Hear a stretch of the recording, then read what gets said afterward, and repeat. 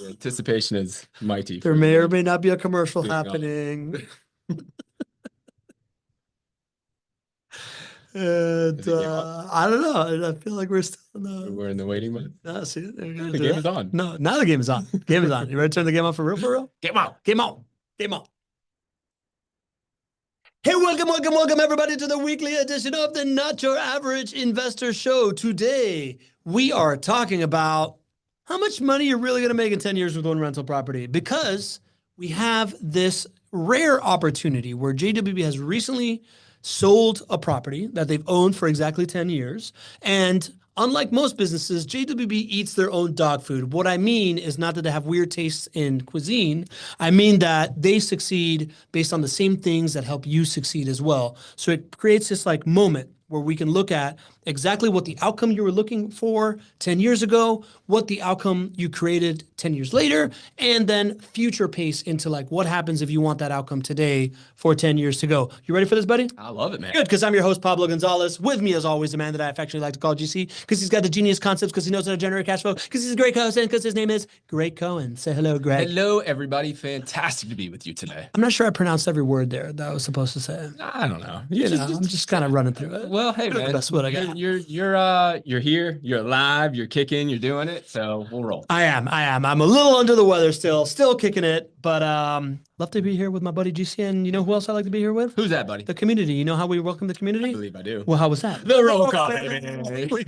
We got El Gran Amigo checking in first. Bill Shoes desde Duval. Buenas tardes, amigos desde Duval. We got the MVP in the house. Everybody knows him. The Bishop. We've got if you check in with if you're checking in from your phone and it populates as not your average guest, I don't know who you are, so you got to tell me who you are. But we got the leadoff hitter batting third, John Henning. John Henning. We got Christopher Lee from Fernandina Beach. All right, checking Chris. in. We got the world famous classical music score composer, None other than Mr. John Williams. John Williams. We got the number 2 Steelers fan, rocking and rockland, Lewis Hudnall. Lewis Hudnall. We got Le Monsieur.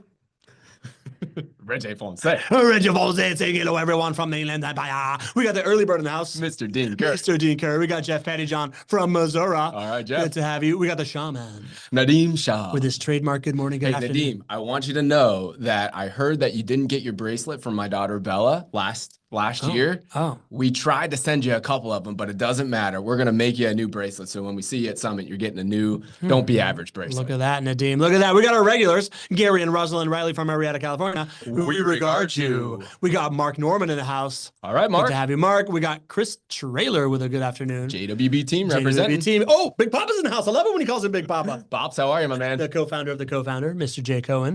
We got the Maven from the mountains of Denver in the house. Leslie Wilson. Second week in Nuevo Vallarta. See, I just want to be Leslie when I I want to be Leslie when I grow up in so many ways. Oh, the better Greg is in the house. Greg Stone. With a howdy from New Jersey. Good to have you, sir. Who else is here? Mark Larrett, checking in from Vermont. All right, Mark. Is that a new name? No. Has Mark been here before? Mark's been here before. Yeah, Mark. Well, Check it but out. we are Vermont. super excited that you're here. Is there good snow in Vermont right now? That's what I want to know, because I feel like Mark would everywhere's be the been man to blasted. ask. Mark, let us know. Let us know. Is the snow good up there right now? Who else we got in here? Justine Herrera is back from beautiful downtown Burbank, California. Alma Valenzuela from Long Beach. Is that a new name? Yeah, I think that's a new name. Right, Hey, Alma. welcome, Alma. Welcome. Good to have you. We got Misty and Troy Johnson. That's of not a course. new name. Not a new name. Top 10 attendee last year. We love We that know shit. this. Who else? All right, here we go. That's good. Oh, there's good snow and plenty of it. Yeah, I was just having a conversation with someone how like I bet you East Coast skiing is good this year. All right. We got the first family in the house of the Not Your Average Investor community, Ken and Carolyn Moline. We We salute, salute you. I forgot to say matriarch and patriarch. There we go. And Rajiv in the house from Jacksonville, Florida. All right, Rajiv. Yeah, Raj, good to have you, man. Okay, you ready to go, bro? Let's do it. Okay, so before we get started, we got some breaking news. GC, I've heard we opened up 10 more tickets for the summit. What happened, man? Well, hey, we're ready to rock and roll. We have 10 more Let's do seats this real that quick. we're opening up. Yeah. We thought we might be able to do this just based on the buses and the seating and the extra special dinner and events that we have. And yeah, so we have 10 more seats. So if you were on the fence, didn't think you could get in, if you're a JWB client, go ahead, go to was it JWBSummit.com JWBSummit.com. and get yourself a ticket. We can't wait to see you at Summit. Love that. Did you have to open 10 more tickets because everything sold out too fast and there's just been like this over demand? Is that what's going on? There are a couple of tickets that we have held back because there are some clients, some folks that are about to become clients because they're putting properties under contract that we sort of have held. So we kind of had a little bit of flexibility here, and now that things are taking shape and we see who's coming, we said, listen, let's rock and roll. Let's open it up, baby. All right, I like that. Another big breaking news. This is a graphic that everybody has seen a couple of times if you follow the show. It's this impact that we're all making out here, this community that we have. This top line of investors that have made $2 million plus in profit has been 3. It's been very close to 4 for a little while. We've had this 38 over here of 1 million plus, but we got some new members of the 500K, the $500,000 club. Do you see? The $500,000 club. Yeah, tell me more about that. There are 8 new members in the $500,000 club with JWB. That means they've generated over $500,000 with their turnkey rental property portfolio. So we're excited for their success. We're excited for all of our success here. You know, we have generated, as a community, we've generated over $307 million from these turnkey rental properties portfolios. And guess what? They're all going to really good people. Our clients are awesome, awesome people. And this goes to furthering what makes you happy in your life, whether that's taking care of family, whether that's taking care of charity, whether that's doing great things for your community, sending your kids to college. That's where this $307 million is going to. So super excited about it, and love this continued updates and sharing the success more and more, making it more visible. So yeah, man, we'll keep doing this every quarter for sure. Greg, I would like to ask you to put a clock on when I become a $500,000 club person. Can you do that, please? Just do some Excel math, do your wizardry, and just let's do a countdown timer. It's already all I ask. I've done so much for the show. I like it. We'll do it. We'll keep you tracking. We'll keep tracking your success. You'll be there no day. Sounds good. Sounds good. I see the patron Santorios is checking in the house. Good to have you. And we got Vernon Campbell, Vernon C from saying. All right, Vernon. Welcome. Good to have you, Vernon. And of course, all these folks like myself, like the patron Santorios, like the many folks that join us here on a weekly basis. It all started with one step, right? Like this, initial consultation with JWB. That's free for everybody. You can either call JWB 904-677-6777. You can shoot them a text and they'll text you back at 904-293-0341, or you can schedule an appointment with chat with JWB.com. And it's this idea of you first need to build a plan, right? Like we talk about outcome-based investing all the time. Like, let's just talk about what your outcome is. Let's talk about what it takes to get there. Something that you and I have talked a lot about is people pay like $25,000, $50,000 for these like real estate training courses. 100%. And then they turn around and go, okay, go sit down with JWB. It's something that I have found out. That is true. And this is included for everybody that watches this show, right? Like the ability to get on, talk about your why, talk about the outcome you want to create, and have somebody that's a professional build out a plan. I happen to know, because we went over these numbers, that only about 40% of the folks that show up every single week are existing clients. So for you, if you're that 60% that hasn't, that you watch the show and we love it and you're welcome here and all that good stuff, like you're just not taking advantage of of this idea of building out a plan, making it real for you. It's like everybody talks about vision boards. Like, let's talk about a real estate vision board out here. Absolutely. I mean, you know that making a plan is a success trait in every walk of life. It's very common in the financial advisor world to sit down and understand your goals and your resources and the outcome that you want and to work towards it. For some reason, in real estate, hasn't been done that way prior to JWB, but that's what we believe in here at JWB. And if you want to be a part of that next $307 million of profits generated, it all starts with a plan. So it's free of charge. Welcome for all of you to take advantage of it. And if you'd like to, you can either give us a call or shoot us a text, or go to chatwithjwb.com and schedule a time to speak. There you go. For those of us following along on the podcast, 904-677-6777 to call, 904-293-0341 to text, or go to chatwithjwb.com, schedule an appointment. I would like to welcome Elsa Facciane. Says she's here for the first time live. Elsa, good to have you. Elsa, let us know. Have you been listening on the podcast and now you're live? Is it a YouTube thing? Have you been following the content? Let us know. I want to know how you got here, but we're pumped you're here. Make a friend. For example, Milady Jag, who is checking in. All right, Jag. Jag Chatta, good to have you. Jag's coming to the summit. I heard Jag made a last-minute call. She's coming to can't wait to see you. Pumped to see Jag. And our favorite smile from the Pacific Northwest is in the house. Pamela Myers. Pamela Myers. Good to to have you, Pamela. All right. And of course, Marie Rockoff, late arrival. Let's say Love hello. that. Good to have you. All right. So cool. That being said, GC, let's get to the meat of the show, shall we? Yes. What we call the topic du jour, the topic of the day. Are you ready? I don't know if I can look at you. Is it freaking you out? I mean, kind of. All right. 10 years ago, you and your partners decided to buy a property, or buy probably a group of properties is what I'm guessing that's in here. You had an outcome in mind. That's what made JWB different, this idea of outcome-based investing. You have achieved a certain outcome today, which is why we're talking about it. And then we're going to talk about what it looks like for somebody that wants to create an outcome, starting now. Right. So let's start 10 years ago. You're trying to create an outcome. What happened? What were you trying to create an outcome of?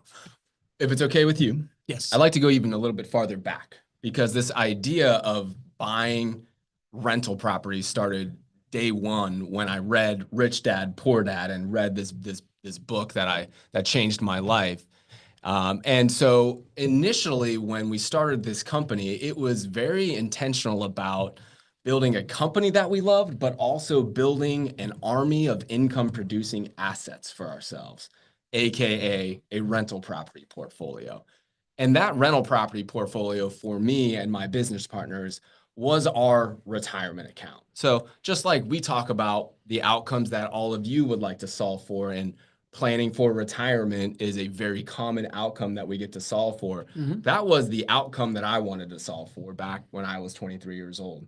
And I wanted to build this business, but I didn't want to just build an active business. I wanted to build an active business, and I wanted to have a portfolio that was going to take care of my 10, 20, 30-year problem out there that would be managed passively. So that was the original intentionality behind building a portfolio of a lot of rental properties.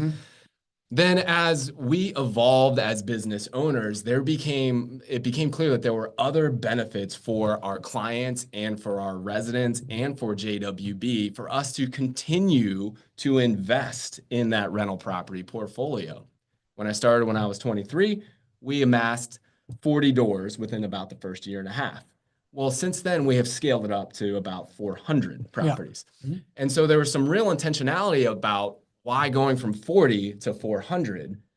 And so when we look at the example that I'm going to share with you today, this example was purchased roughly, call it 10 years ago. And the intentionality between doing what we did 10 years ago was because in building this business, it became very clear that there was a need for flexibility when it comes to the assets that we sell. Saying it another way, right? Every year, JWB builds, renovates a certain number of assets that we intend to sell. We know our business pretty well. We know how many properties we're going to sell each year pretty well. And we know how many we need to build, and we know how long build timelines take. So that's how we decide how many we're going to build and how many we're going to sell. But guess what? You know what? Sometimes life happens. Sometimes things like COVID happen. And in COVID times, the number of properties we could have sold could have been 3 to 4 times what we would do on a normal year. I remember telling you to hire salespeople. Right? Yes. I thought I was a really good marketer. We all did. We all did. And so what we learned in our business and our business growth is that flexibility with assets that we own that have already been seasoned, that are a part of this model, that are built and rented and producing positive cash flow, is a great thing for the what if in building a business, so that I don't have. And it's a beautiful thing too, because as we sit on this, call it kind of like reserve account for us in terms of properties, it's paying for itself. It's the beautiful thing about this asset. So it is there for us. It's serving that dual purpose of retirement and future gains for the company. But at the same time, it solves this purpose of for the what if in life, for the what if in business. How do I make sure that we're always in a position of strength for JWB? And this asset is one of those assets that we purchased roughly 10 years ago. And the cool thing is that we continue to do this cycle over and over again. We're making decisions today to build our property reserve account for the next 10 years as well. So it's an intentionality beyond just the original purpose of, call it retirement planning. And now it's about building a strong and healthy business, beyond the things that are coming down the pike. This is the whole dog food idea, right? Like the fact that JWB eats its own dog food. Because what I heard from you is the outcome that you were trying to create is very, very similar to the outcome I'm trying to create by investing with JWB, right? Like you were trying to build a better retirement account for yourself, and B, like for you, since this is your actual business, having like a pool of properties also serves as like the cash reserves for whenever you need to like feed the market or whatever, right? Sure. So it's like I'm assuming then 10 years ago, you and your partner sat down and said, okay, we have X amount of properties. Our retirement is on this kind of track. Let's add a certain group of them to this in a timely manner in order to like hit those goals / build this like reserve. I wouldn't say it was in that order of operations. We looked each year in business planning and said, how many assets do we have? How many do we intend to build today? Yeah. How many do we believe we're going to be able to sell in the next year? And what do we have left over? And what do we do with those? Yeah. And so as we were building out, and then the other thing is looking at market dynamics. Did it make sense for us to build more out at that time and then sit on them? Yeah. And you would look at things like, where do you think home prices are going to go up? Right? Where do you think build costs are today versus where they'll be in the future? So it made sense for us to buy and build more than we intended to sell. And the next question was, okay, well, once they're there, what do you do with them? Yep. And so that's kind of the order of operations. We went through that process. We do that every year.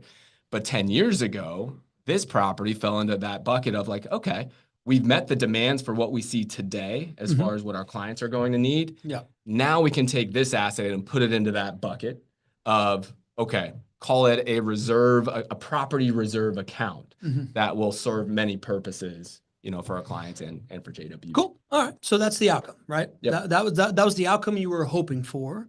And then we stand here today and you've sold, and we're about to go into like all the different profit centers of the property itself.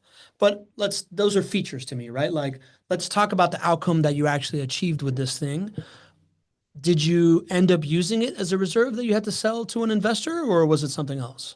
Oh, yeah. I mean, this is one of, hundreds of properties that the decision has been made with that same mindset that I just shared with you. Yeah. So yes, that property reserve account has paid dividends over and over and over again. Yeah. If you go back to COVID times, we were one of the only companies, the only company I know of, probably one of the only companies in the country that never had to say, hey, listen, I don't have a property for you. Yeah. Right. We always had inventory. And the reason that we did when everybody else did not was because of this forward thinking. I remember you saying that back then, and I didn't really understand what you meant, but it's become very obvious to me. All right. So then this property was sold to an investor, or it was sold retail? Well, I chose this one for a very specific reason. Okay. It was actually sold retail, and I'll share. I'm gonna keep a couple of things as we kind of go through the storyline, but very intentionally about why I chose this one. Okay. So this was sold on the retail market, which is the way that you want to sell your property as well.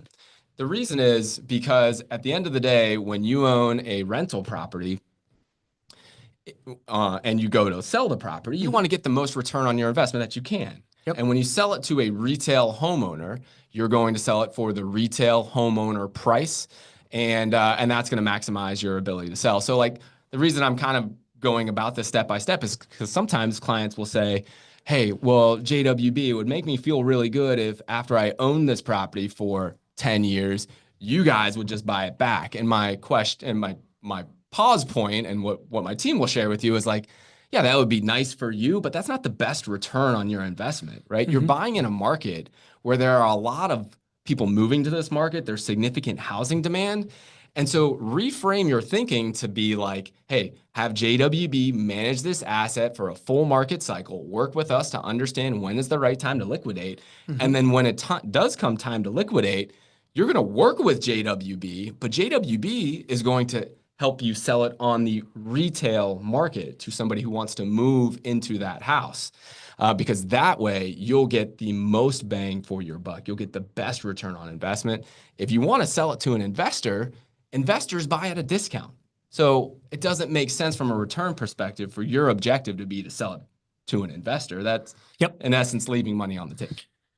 We've talked about this a bunch, right? People always ask this in the chat. Do you ever, like, will I be able to sell my home to another investor if I wanted to? And this is what you talk about, right? Like this idea of like, yeah, you can if you don't want top dollar for it. Yeah, exactly. Right? Like we have an internal AWB Realty is here so that you can maximize your return on investment and sell it to the retail market when that time comes up. So back to dog fooding, right? This is you picking out a property that you sold to the retail market because it's most like the type of decision that me as an investor will make if I was to sell it. Exactly. Right. Got it. All right, cool. So let's talk about the outcomes that you created, man. Let's hop into this thing, right? So this is the actual property that you had purchased 10 years ago in October 6, 2015. For those of you listening and the podcast, just a regular looking house, right? Like nothing special here. It's a JWB Widget, single family home. Purchase date of 10/6/2015, sold 7/31/2024. It's a 3-bedroom, 2-bathroom, 1,151 square foot house. You bought it for $143,000 10 years ago. God, I wish I could do that right now. And you sold it for $352,000. You owned it for 8.8 years. Anything to call out here, GC, or should we just jump straight into the profit side? That feeling that you just had there is, I wish I could do that now. Guess what? 10 years from now, you're going to be saying the same thing about today. Yeah. All of you are going to be saying the same thing for as far as today, because when we bought this property for $143,000, everybody said 10 years ago, I wish I could have bought that. Yeah. It is the cycle of real estate. Psychology of real estate. It happens. So we struggle to understand that this is the most consistent asset class when it comes to appreciation. And we struggle to make the connection between plugging in that appreciation rate and seeing what the value will be in 10 years. So that feeling that you had, I like it, appreciate it, but just know it's the same feeling you'll have in 10 years. It'll happen again in 10 years. I remember feeling that in Miami multiple times of just like, oh man, Little Havana, really? Something for $300,000 in Little Havana, right? Like, and now those are $1 million bucks. Right? So anyways, keeps going up. If anybody has questions, use the Q&A function so that I can, so we can ask GC anything about this deal. You pop it in there and I'll be able to keep track of it. So, we talk a lot about the 5 profit centers, right? And we like to lay them out in this pie chart, right? So 5 profit centers being net rental income, how much your property pays you pays you over time in cash, minus expenses, your tax savings, self-explanatory, principal pay down, right? How much your resident has paid down the loan for you, home price appreciation, which, spoiler, it's the biggest piece of the pie, and then inflation hedging, right? So like kind of like how much you are not losing or gaining against inflation. And when we break this one out, we see what we always see, the Pac-Man principle. We see that home price appreciation here in green makes up the majority of the pie, and everything else is just the mouth of the Pac-Man. First question here, GC, why is principal pay down 0? That's a really good question. So that goes along with the debt. So the debt that we chose to put on this property was actually interest-only payments, which means that it does not pay down the principal. So the debt is actually, the principal pay down is actually 0 because of the type of loan. Got it. So this is interest-only. I guess you would also be having, oh no, never mind. I was going to get too smart for myself here. Next thing I see here is average home price appreciation of 8% per year. Normally we talk about 5% per year in Jacksonville. How come this is 8%? Well, that's what the market did. And so we always underpromise. We aim to underpromise and overdeliver. And when we think about the projections that we use as far as what did we assume home price appreciation would be each year, roughly 9 years ago when we bought this property, we didn't put in our numbers 8%, right? We would have assumed something roughly around 4.5% at that time. So this is just an example of when you buy in a market where population and median incomes are growing and going up, you're setting yourself up to underpromise and overdeliver to yourself, and you're doing it in the profit center that has the biggest impact for you. And so that's what you've seen here. There's a direct relationship here between 8% home price appreciation each year. That's almost double what we would have expected. And then the Pac-Man principle, even, as you can see here, normally you have between 60 to 80% of your total wealth pie driven by home price appreciation. And that's when you have normal home price appreciation. Well, when you under promise and over deliver for yourself and you have more home price appreciation because you chose the right market, well, that Pac-Man gets larger. You can see here that roughly 91% of our returns came from home price appreciation on this property. Got it. And for a friend that's listening to the podcast, I haven't really said this yet, but basically in just under 9 years, this rental property generated $164,000 plus in profits from a total acquisition and liquidation cost of $25,000. That number of like acquisition cost of $25,000, Jag is calling it out in the in the chat. Oh man, I would love that too, right? That's that similar psychology of wish I could have bought something for 130 grand or no. I totally understand where you're going, Jag is going. So let me explain it a little bit more. When I'm saying acquisition and liquidation cost, that's not the initial investment. Oh, okay. That is not the initial investment. Okay. So those are fees for when you bought it and fees for when you sold it. Exactly. Got it. So that is your closing costs, your selling, holding, and closing costs. You can think of things like real estate commissions when you sell the property or closing costs and things of that nature. So probably could have been a little clearer on that, but those are the costs that come along with buying and selling the asset. Are the interest, I'm seeing great questions in the chat. If y'all could use the Q&A, it would be better because I might lose it because it moves, but I'm going to try to just get to them real quick. Adam Coletta is asking, are the interest payments included in the total acquisition and liquidation cost? I would assume that that's covered in net rental income, right? Exactly. Okay, explain that. Yeah, to calculate your net rental income, you take your gross rental income. And I happen to remember this because I put all the numbers together on it, right? We generated about $131,000 in gross rental income over these 9 years on this asset. Well, we had about $118,000 in costs that come along with that. So think of things like interest payments, which was the question right there. Rental expenses, maintenance costs. Marty Quinn asked about maintenance costs. So maintenance costs is in there. All included there, right? Property taxes, insurance costs, all of those things. And all of these things are laid out for all of you when you make investment decisions to buy an asset.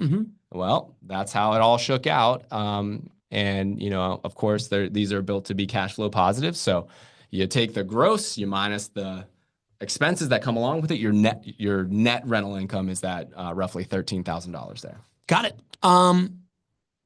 Here's the $1 million. Anything else that you want to hit on in this like visual here, right? So like we're just looking at the 5 profit centers. A little bit less than 10 years later, you made 164K in profits, breaks down as about 13K in net rental income, almost 4K in tax savings, no principal pay down because it's an interest-only loan. You made a staggering $173,000 in home price appreciation to a total portfolio returns of $164,000 once you take out the acquisition cost and the liquidation cost. Anything else that you want to hit on there? No. Okay. $1 million question from Patron Santorios.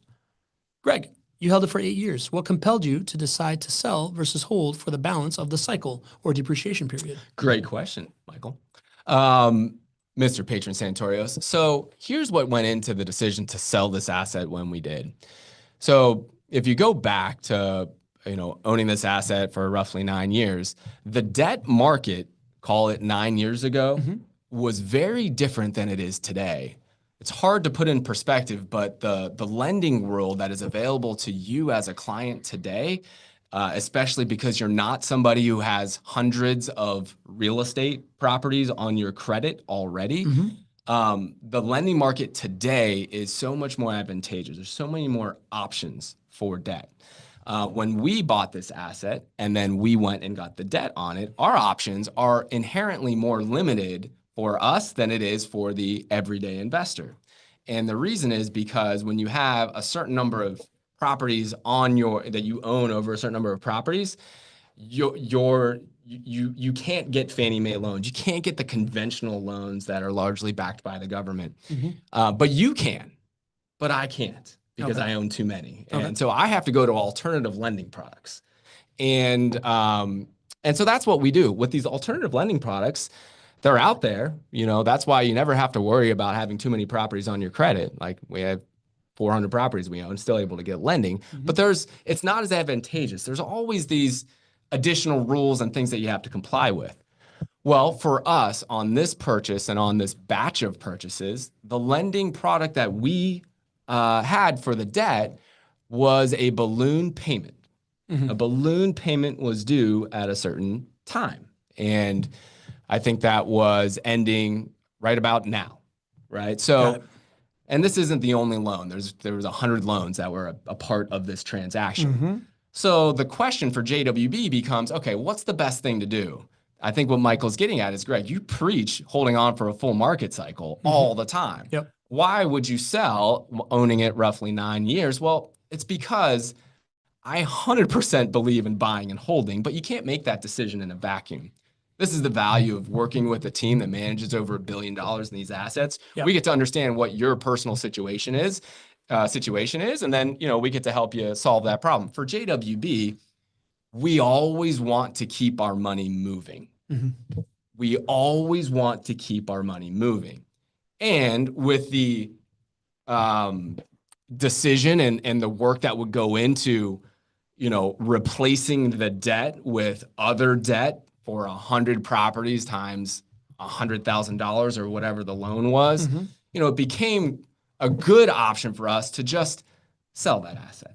At the same time, and again, I'm going to share the final kind of like why this all came together is because we got to think about who we're serving here. And so we're going to be able to show a clear win for the person who owns this house. So we took into account, okay, we've got this balloon payment that is due. We're planning in advance, making sure that our capital is moving. We have a significant amount of equity sitting in that property. We got to get that moving. Do we want to go and replace the debt? Well, sure, we could do that. Or do we want to get the money moving, take this one asset, sell it, and then make somebody really, really happy on the back end? That's really what it came down to and why it made sense for us to sell roughly 9 years in. Tell us that story, GC, right? Like that to me, this is the outcome. It's one of the beautiful things of this asset class. It's that you can have your outcome in mind, and whether your goals change or situations change, or it just so happens, often folks get better outcomes than they expected, or they're just like happy to be in this asset class because some other externality happens to take place. You want to tell us what you mean by this other win apart from getting out of the balloon payment and keeping Yeah, absolutely. I'll keep it big picture here for a second. I just think in the world today, it's so hard to win, right? It's hard to if from an investment perspective, it's hard to win. It's hard to make a really good investment that, you're able to hit your goals. But it seems like we're just so divided in this country that there's this expectation if you win that somebody else has to lose, right? And you see this played out in the real estate world too. If you're a rental property owner, right, the general narrative is that if you're an investor, the resident has to lose, right? And we don't believe that. We never have believed that. And I think that we have a special opportunity specifically in our asset class and within our community here to change that narrative, because JWB sits at the intersection of solving our investor needs and our resident needs and our community needs as well. And we really take it seriously. So when we see an opportunity to help a resident of ours become a homeowner, we jump on that opportunity. You've seen us become even more intentional about that especially over the last year or two, as we've unveiled programs like the JWB Homestep program, where we are the only property management company in Northeast Florida and maybe in the country that actually pays their residents to become homeowners. And this doesn't come from your rent that we're collecting for you. JWB, as a property management company, pays our residents $100 a month when they fulfill the obligations of the lease, like paying rent on time and taking care of your home and things of that nature. So they build up thousands of dollars of equity. And then you know what we do? We go and help them become homeowners. They're able to earn those thousands of dollars, and then it decreases their closing costs when they become homeowners. And so we care very, very deeply about helping our residents become homeowners. And why do we do that? It's because home ownership is one of the quickest and easiest and most long-lasting paths to financial security, Yep. to better communities, Yep. and it has rippling effects for future generations. Our homeowners out there, on average, have $300,000 of net worth. Our residents out there only have $8,000 of net worth. Yep. And when I say our, I mean America's. Yeah. That's data from the National Association of Realtors. So when you see an opportunity to help somebody as a resident, as a renter, go from an average of $8,000 of net worth to becoming a homeowner and earning and having potentially $300,000 of net worth, you take it if you care about those folks. And so we've aligned a lot of our business to make sure that everybody can win here. And that was, just sharing that was the mentality behind why we do what we do. And it became a very easy decision on this one property here to make that dream a reality for our renter. So JWB's own renter was the person who bought this home. And not only were we able to help that person become a homeowner, we package all of these services to help that person actually accomplish the goal of homeownership. So like, for example, here, down payments are hard to come by for all of us, right? Especially for renters, right? Well, we are experts in the down payment assistance and grant programs that are offered here in Jacksonville. And so this homeowner here was able to walk into this home and they had $17,000 of their down payment granted to them in down payment assistance. This was us being able to secure this from the city programs that are able to do this. So $17,000 of their down payment was supplied for them because of our services to help them become this homeowner. And that $17,000, guess what the interest rate is on that loan, that down payment assistance? What is it? 0%. Oh, wow.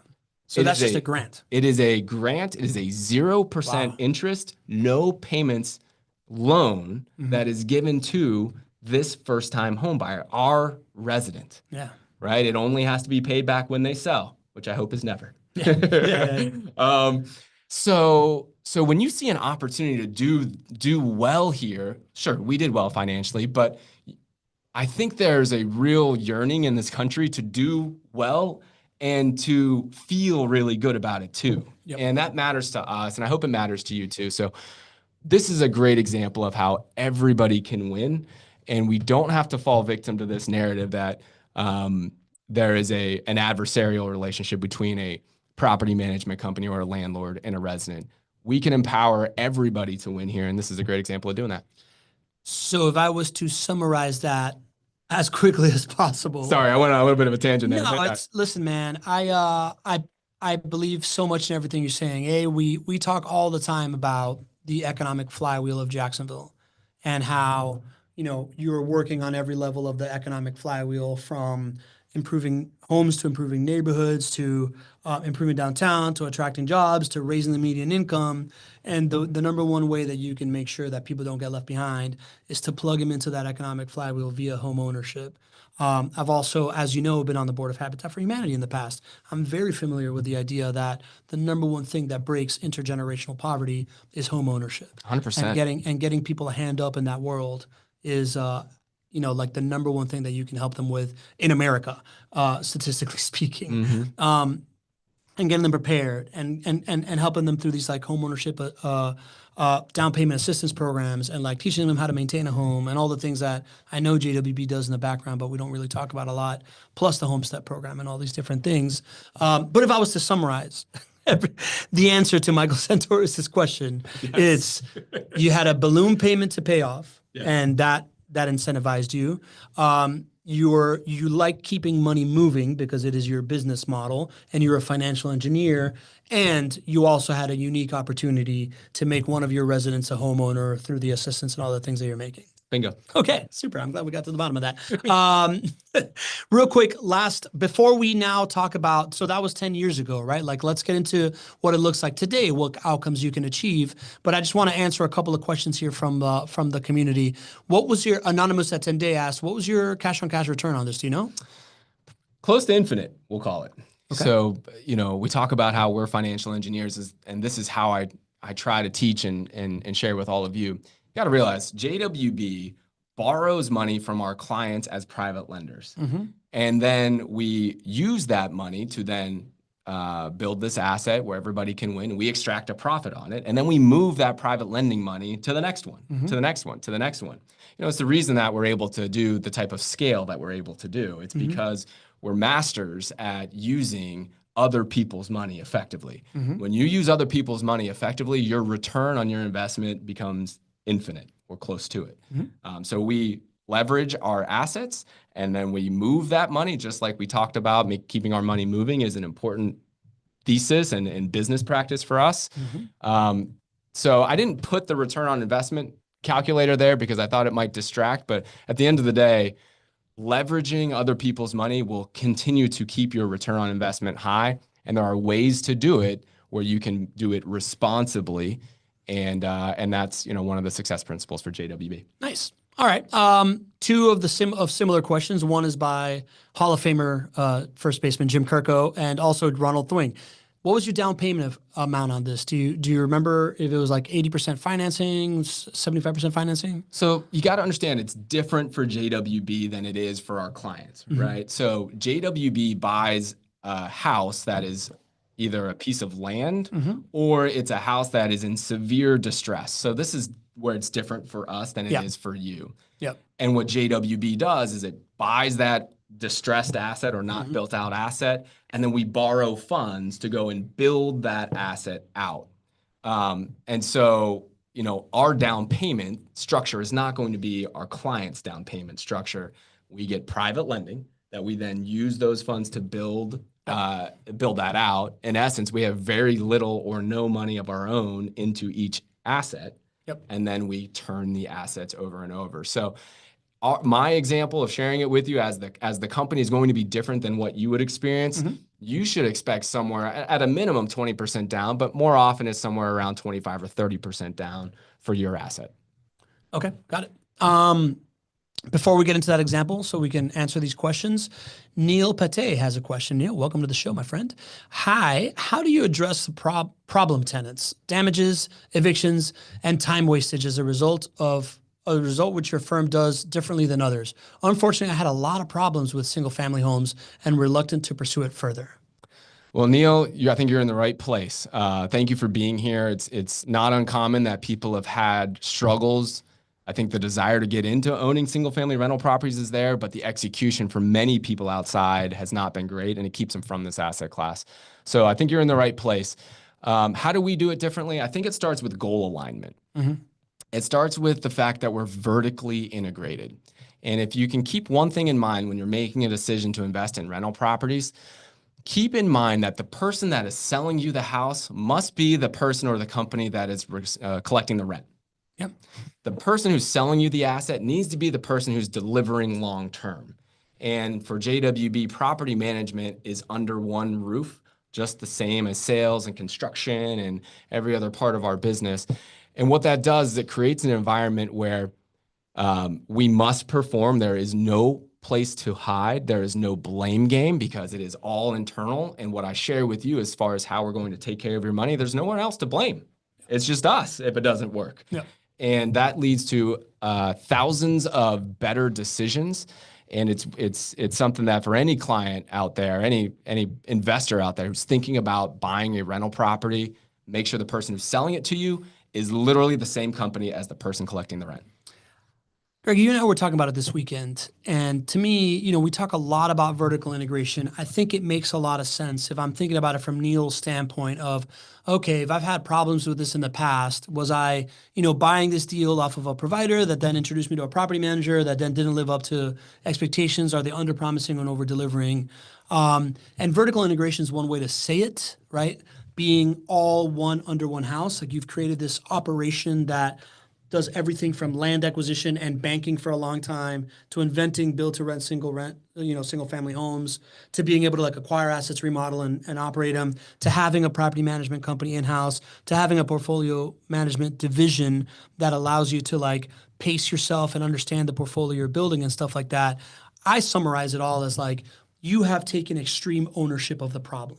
That is my answer to Neil, right? Like, how do you do it differently?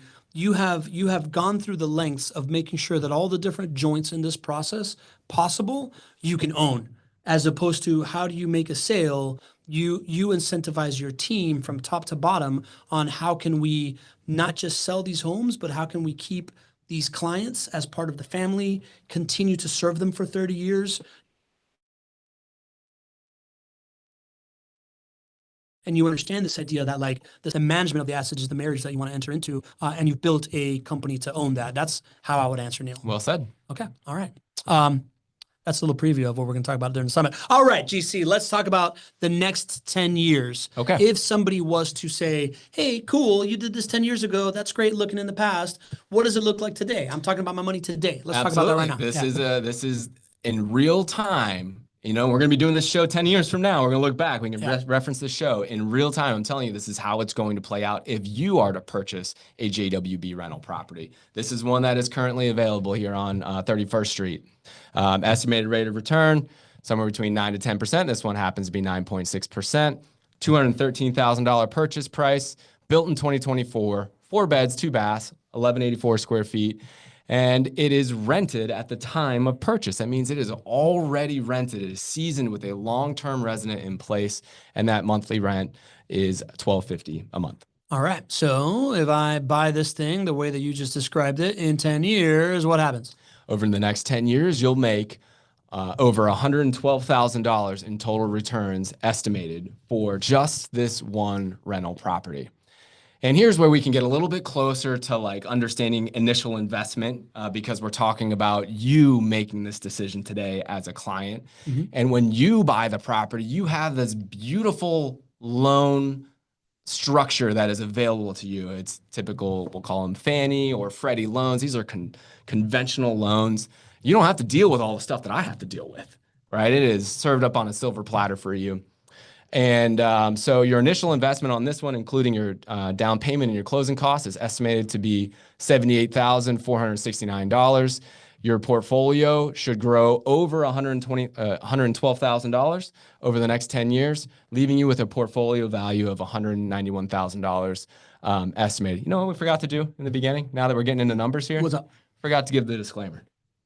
All of these numbers that I share with you are estimates. I am not a financial advisor, and neither is this guy. He just looks so good over here doing what he does. I just sound really smart. And this is a great time. If you guys haven't reached out and you want a copy of these slides, you guys can have them all. All the assumptions are there at the bottom. You can just text our team 904-293-0341. But guys, do your own due diligence. I'm here to help, but let this be the beginning of your due diligence. And surround yourself with those that you trust when making a decision. So outcome-based, investment-based, right? Like if I'm looking to have, $191,000 to, I guess you could do a lot with $191,000. That's at least 4 years of college, right? In most institutions right now. There you go. If my kid's 8 right now, that's one way to pay for it. It could just be a better retirement. It could be increased cash flow, all these kinds of different things, right? Like this is what it looks like over the next 10 years. If you take this same approach, going to chat with jwb.com and booking a call allows you to like build a plan that makes that tangible, that makes that obvious if you want to do that. And again, as always, we like to show the Pac-Man because it's 5 profit centers. And again, as usual, home price appreciation is the Pac-Man. Everything else is the mouth of the Pac-Man. This is why when people obsess over cash flow markets and they just absolutely need it to reach some kind of like level of cash flow, but they're not looking at the home price appreciation of that market and they're not factoring that piece in, they're missing out on this, right? Like you were just showing me something about somebody in Detroit that left a testimonial saying that they're trying to like sell all their properties in Detroit and get into Jacksonville because Detroit's got all this cash flow, but it's not reaching their goals. They want to come to Jacksonville where they have a growth market. That's exactly right. If you ever heard the adage, like, what is it? Tripping over dollars to pick up pennies. There you go. It's like we're one mind. Gosh, it's like we've been doing this for 5 years. That's what most rental property investors do. They split hairs over $10 a month of extra cash flow here and there and whatnot. And they're missing the biggest part of the pie. And the biggest part of the pie is home price appreciation. And the way that you get to successful home price appreciation is you choose the right team. so that you are excited to stay in for a full market cycle and you choose the right market. Yep. And then you wind up with a pie that looks like this. Love it. And we got a couple more questions we're going to tap into. Neil's got a follow-up that I really want to dive into. But so that's the key. That's the key to wealth here, right? Home price appreciation. That being said, right now, minimum investment in the JWB portfolio is right around 50K plus. Estimated IRRs is 9 to 10%. Interest rates right now, folks are recently closing at 5.65%. That is less than most people right now. Absolutely. Yeah. And that is because there's a couple of incentives out there, right? That's because of that is because of incentives, but also just our lending network, right? This is a lending network specific. They have to be approved to be a lender of JWB, and they have done hundreds, if not thousands of loans for our clients. And so you do get better rates just simply by being a JWB client. And in addition to that, I think you want me to talk about some incentives, don't you? We do have some really special incentives, guys. We have up to $13,450 of incentives, and these are offered for all purchases in the month of February. And so we have a lot of our friends who are going to be at Summit. So guys, there is intentionality behind the incentives that we're offering today, because these are going to be available, through the end of February, which is when Summit is. So we're excited for all of you to continue to add to your portfolio, and you'll be able to talk with your portfolio manager about that today and all the way through Summit. But guys, here's the deal. You got up to $13,450 of incentives. Every purchase receives between $4,000 to $6,000 as a maintenance credit per property. And what this means, it's a property management incentives. It means on your first statement, you receive a check for between $4,000 to $6,000.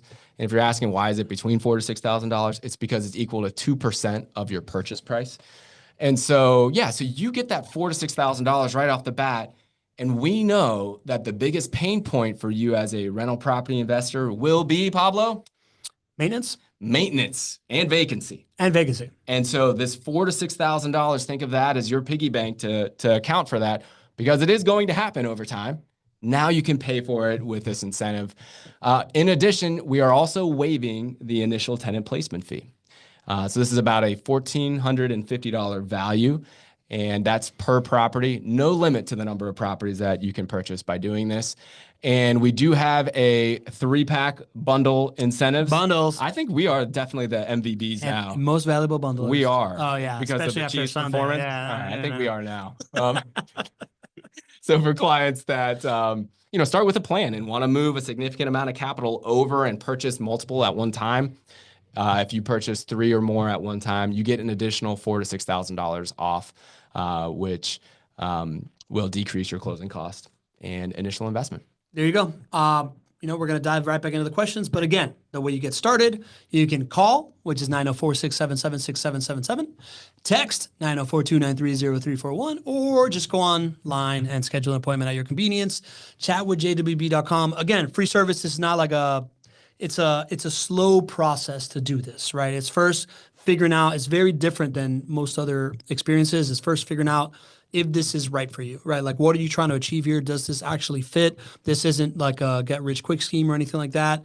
Then it's, all right, let's build out a plan and show you what that would look like. And if that looks good, then it's like, all right, now let's talk about, do we sell you something or not, right? So totally worth it. It is free service that I feel like anybody that's trying to build a real estate portfolio should do. So let's get back into the questions here. We got a bunch. Okay. The Maven from the mountains of Denver, Leslie Wilson, says, does JWB give their renters and new retail homeowners a book that discusses how to care for their homes? For example, the importance of changing the furnace filter regularly and cleaning their gutter of debris.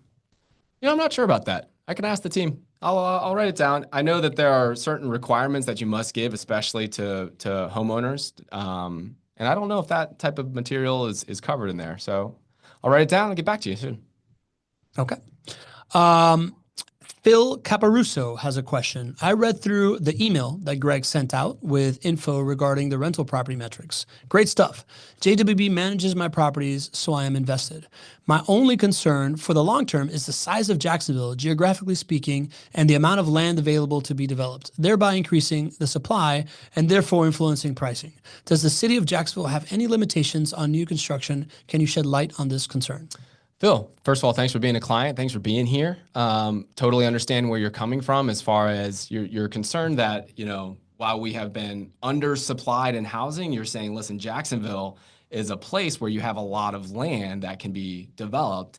And if a bunch of builders come in and start to build a ton of homes, well, then that could flip on its head and we could have a ton of supply, not enough demand. And then he's concerned about pricing going down. So I understand where you're coming from. I love that you're thinking along those lines of understanding how pricing works. The great news, Phil, and we shared a little bit about this on the last quarterly market update, is that we are still way undersupplied when it comes to single family homes in Duval County. The best way to keep a handle on this and for you to have peace of mind is to keep tuning into the show, especially the quarterly market updates, because that's where I do a deep dive specifically on months of inventory. Months of inventory is one of the best ways to measure the amount of demand that we have and the amount of supply that we have, the amount of people buying homes and the amount of homes that we have on the market. You would start to see significant increases in inventory if the number of homes that was being built skyrocketed, and you would start to see months of supply change. At last look, I believe our months of supply is about 4 right now. And to put it in context, between 6 to 7 is normal. Lower than 6 is a good sign as far as pricing stability and pricing increases. So I love where your head's at. I would say keep tuning in. I'll continue to share the data with you, but we don't have any concerns of that now or anytime in the near future. There you go. Jacksonville continues to be a growth market. Neil Pate has a follow-up question. He says he did go with a similar vertically integrated, same issues, unfortunately. Problem is the property management department. GC, how do you all do property management differently? Well, sorry that you had that experience. Neil, what I would suggest is that you jump on the phone with my team and we can go through an in-depth conversation specifically where your challenges are, where your pain points are, and what does JWB do to solve the problem. But what I would just say right off the bat, here's another kind of, it's a layered thing. First, are they vertically integrated? Then what do they do to show that they win when you win? Yeah. Okay. So here's an example. Most property management companies out there only sign 1-year leases. But I know as an owner of rental properties, and because I manage all of your rental properties and I see how your returns are generated, I know that long-term tenant stays are the key to success for you as a rental property investor. But the question is, why do property management companies only sign 1-year leases? It's because it is an easier way to manage the property management business, but it creates more risk and lower returns for the end client. So another question you might want to ask, Neil, or I'm not sure if you had this experience, was what was the average length of lease that they signed right off the bat? And what's the average duration of resident stay? For JWB, we only sign 2- and 3-year leases, and our average duration of resident stay is 4.5 years. So very hard to see those types I've never seen those other types of numbers in other companies. So that might be another help, to kind of crystallize what's different about JWB than the competition. Length of resident stay as an average KPI, and do you measure yourself to it, and how do you incentivize that, right? Like, you guys don't just do that based on long-term leases. You also have a really well-developed renewal program, right? You renew 70-80% of leases? Yeah, over 70% last year. Yeah. So, which is the best I've ever seen. Couple things there to think about, right? Like that piece of it. If you are thinking that long term, you are probably attracting higher level. You're doing what you need to do to attract higher level residents, which is what he is kind of like saying he's got an issue with, like unruly residents and unforetold maintenance expenses and stuff like that. And you are also building out these properties because you are one person. Like you're one operation. The properties you bring to market are built to are brought to market at a certain standard that avoids kind of like some of these things, right? Like you build in durable materials that are easy to maintain, easy to replace, hard to break, essentially. Exactly. And that's why I think getting on the phone with our team is a great opportunity to go through and hear what your concerns are and just see if the solutions that JWB can share with you make sense as to solving that problem. Because we could go into construction, we could go into how do we incentivize our folks to sign those long-term leases? How do we re-sign 70+% of folks that want to come up for renewal. How do they independently make that decision to stay on with us? So I love where your questions are. Let's give you and us that space to have a deeper conversation. Yeah. And HCTN says, yeah, long-term leases are great, but you also need a good tenant vetting process, right? So like, I don't know, maybe that's a show idea, right? Like what's the tenant vetting process? What is that allows for stuff like this, right? Writing it down. Aha! If you ask, we deliver, community. All right, GC, we are at time. We have a couple questions left, but we can get to people. You know, we can reach out to y'all and make sure that we get in contact with you. Good stuff, man. Yeah. I was pumped when you said that you had this example of, you know, eating your own dog food and proving this thing, right? Like the idea of outcome-based investing, what the outcome was planned, what the outcome was achieved, and kind of like how that is created to me is like a really, really important piece of the pie that I think we got to explain in a unique way this time. I love it. And I want everybody to know that what I'm sharing with you as far as the decision to buy a rental property today, guys, JWB is doing today what we did 10 years ago with this property. It's another asset, right? We are continuing to build up that reserve. And in 10 years, we will have a similar success story. So, you know, I am right alongside you. And as I am advocating to buy and hold on for a full market cycle, just know that I'm with you, because this is what we believe. This is the success. This is the model that you can tap into. Love it, GC. Next week, I believe we are, man, I don't have the list of topics for next week, but I remember we got a good show. I know. It's what downtown. It's the stuff that I did, the deep downtown dive. Oh, yeah. GC just took like a deep dive into these like stats of like how we talk about, you know, we continue to talk about how like Jacksonville's the next Nashville, it's the next Tampa, it's the next Austin, all these different things. And it's easy to think that, yeah, they're probably started ahead of us on the blocks. GC found some data that will blow your mind of exactly when things change for them. And that's going to allow you to understand how to like really predict this like next great market awakening. I can't wait to be there, man. Love it, baby. I want to thank our community for being here. We have like a new standard. We are now over like 100 people every single episode, every single show of this year so far. So we have really like elevated the amount of folks coming. Love seeing you folks in the chat. Love seeing everybody participating. This community is what makes, Scott Inguido says, what's the number to call for investors? 904-677-6777 is the number to call if you want to text us.